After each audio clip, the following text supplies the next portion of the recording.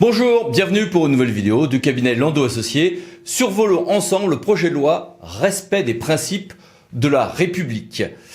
C'est sous un nom de séparatisme que ce texte a été initialement connu. Il a depuis évolué et il est aujourd'hui adopté le 9 décembre 2020 en Conseil des ministres sous le nom de projet de loi Respect des principes de la République, RPR. Et ce texte, évidemment, va progresser. Il va être examiné par le Parlement, il va être modifié. Et en parallèle, on a la proposition de loi sécurité globale, largement poussée par Beauvau, qui fait également polémique et qui en est un peu le pendant. Voyons ce projet de loi RPR, donc, tel qu'il est à ce jour. 1. Obligation de respecter les principes de neutralité et de laïcité pour les délégataires de service public, les attributaires de commandes publiques, les organismes de droit privé en charge de l'exécution de missions de service public. En fait, tout ceci est déjà assez largement dans la jurisprudence pour les organismes en charge d'une mission de service public, mais il y aurait une transposition écrite de ces principes et de plus grandes obligations de veiller à leur respect. Alors, idem pour les contrats de commande publique, sauf que là, c'est nouveau, ça s'appliquerait à compter de ceux de ces contrats qui seraient lancés postérieurement à la promulgation de la loi, et il y aurait l'obligation de prévoir dans ces contrats ces grands respects de laïcité, de neutralité des services publics. Et si on ne le prévoit pas, il peut y avoir des difficultés puisqu'il faut prévoir les modalités de suivi également dans ce contrat. 2. Contrôle sur les collectivités territoriales. Alors, l'avant-projet de loi avait donné lieu à une espèce de référé extrêmement puissant qui rappelait un petit peu la tutelle d'autrefois. Ça a déclenché une vraie bronca. Aujourd'hui, on a beaucoup plus modestement. Alors, beaucoup de gens disent un nouveau référé laïcité. Non, c'est pas un nouveau référé laïcité. C'est le même référé suspension, le même déféré suspension que celui qui existe déjà. Simplement, il y aurait l'obligation pour le juge de le trancher dans un délai de 48 heures si ce dont il est question conduit à porter gravement atteinte au principe de neutralité des services publics. Un fichier, le fichier d'auteur d'infractions terroristes, le FIGET, se met à bouger avec un certain nombre de modifications que voici.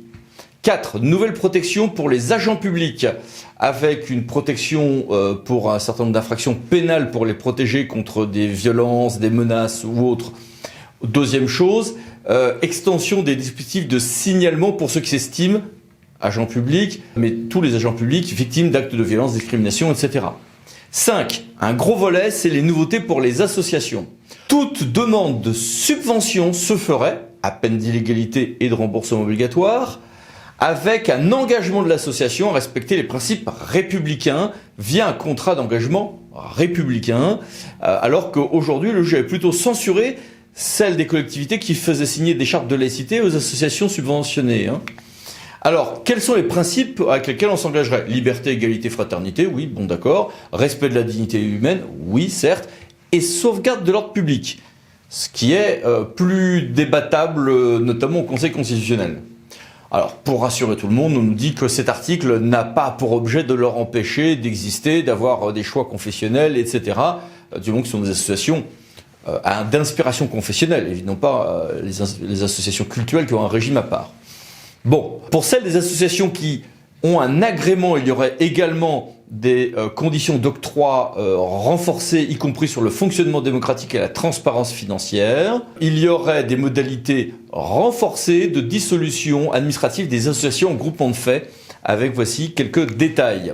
Une grande partie de cette loi vise aussi à taper au portefeuille et à éviter certains financements extérieurs avec des fonctionnements derrière peu démocratiques. Donc le régime des faux de dotation serait toujours déclaré, mais avec des contrôles notamment fiscaux et des sanctions plus strictes.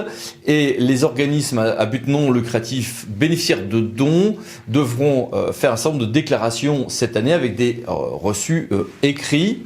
Un gros volet aussi, c'est la dignité de la personne humaine. Renfort de protection sur les héritiers réservataires, lutte contre la polygamie au stade de l'entrée et du séjour des étrangers, mais aussi des pensions de réversion, interdiction de tout ce qui est certificat de virginité. Il y a déjà des règles en ce domaine, mais elles sont réellement renforcées. Ajustement à la marge en variété de tout ce qui est mariage forcé, entretien séparé avec les futurs époux et saisine du procureur en cas de doute sur un mariage blanc. Sur la haine en ligne, le texte vise à corriger et réparer un petit peu ce qui a été la catastrophe de la loi Avia.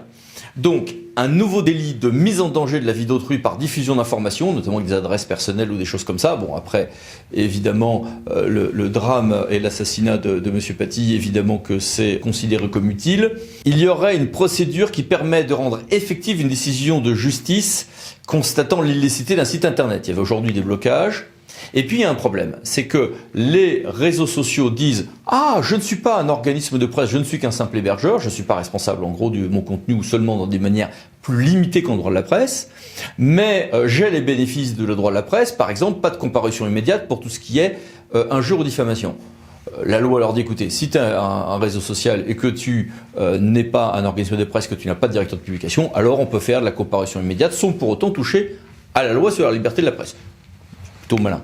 Sport et éducation.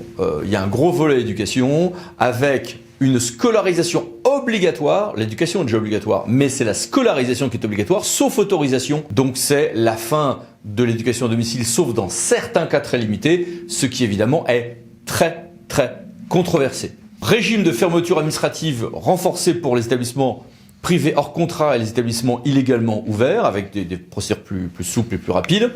Et obligation pour ceux qui par contre sont sous contrat, simple ou d'association, montrer qu'ils peuvent assurer un programme conforme à ce qui est dans l'enseignement public ou par référence à ce qui est, bref, que l'on respecte bien les principes de neutralité, de laïcité, etc.